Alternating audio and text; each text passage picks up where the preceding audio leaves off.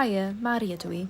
Dros y mis diwethaf, rydw i wedi bod rhan o dîm lam cam yn Sgrinwyna, prosiect sydd wedi rhedeg am 9 mlynedd. Dyma'n fy mhrofiad i o fod yn rhan o'r prosiect eleni fel cynhyrchydd Amgueddfa Cymru a chynhyrchydd cynnwys digidol.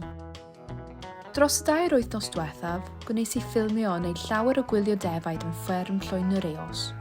Gwnes i ddysgu llawer am defaid fel pryd mae defaid yn geni, beth maen nhw'n bwyta, a'r gwahanol frydau sydd yno. Yn gyntaf, cwrddais i ar tîm gyda fy gydweithwyr, Tom, oedd hefyd yn ffilmio cynnwys digidol.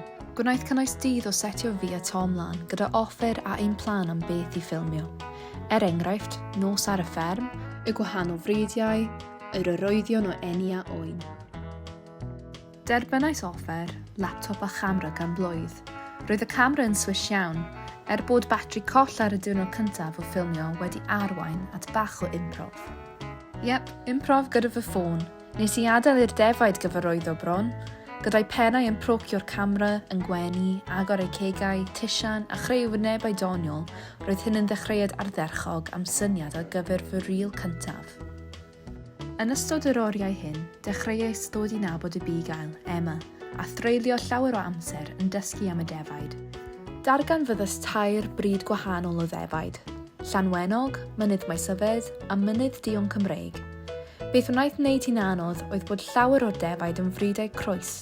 Roedd gan rhai bennau mawr neu lan lliw gwahanol i'r bryd pyr, felly roedd hynny'n her ychwanegol wrth greu'r fideo. Yn ystod y diwrnod ffilmio nesaf, nes i aros tan hwyr i ddal golau'r shed yn troi ymlaen. Roedd hi'n teimlo'n rhyfedd bod yn Sgrinwyna gyda bron neb yna.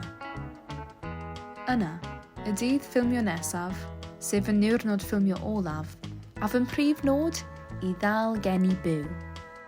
Fe wnes i wylio gymaint o enedigaethau, ond dim ots pa mor hir wnes i aros, wnes i ddim llwyddo i ddal un ar gamera. Es i nôl i'r fferm 2 gwaith. 2 gwaith a dim un tro wnes i dal dafod yn geni oen ar camera. Dechreuais feddwl bod hyn ar bwrpas, ond dyna beth sy'n dod â ni ar beth wnaeth achub y fideo. Y ffrwd fyw. Am y bythefnos nesaf, fe wnaeth Tom, Fion a fi gymryd tro am shifts 4 awr yn rheoli'r ffrwd. Weithiau byddai'r 4 awr yn hedfan, dro arall byddai'n teimlo fel oesoedd. Ar ddechrau y ffrwd, roedd y defaid yn araf iawn yn geni.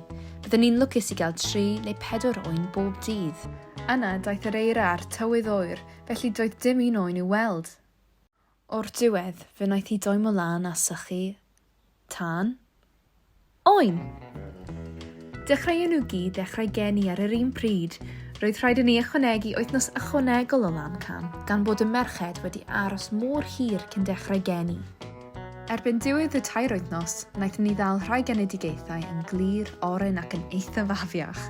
Des i mor gyfarwydd ag gallwn ni fwyd o brechdan a gwylio defaid yn geni oen. Ond ni fyddwn yn ei argymell.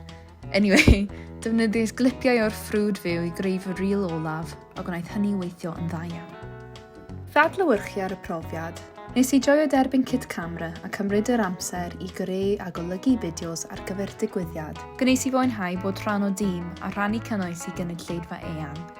Yn ystod y dyddiau a'r wythnosau yma, mor hir oedd yr aros am yr oen bach, roedd hi'n bleser i arafu a chymryd amser i wylio defaid. A dyna ni am y tro. Tan tro nesaf, hwyl!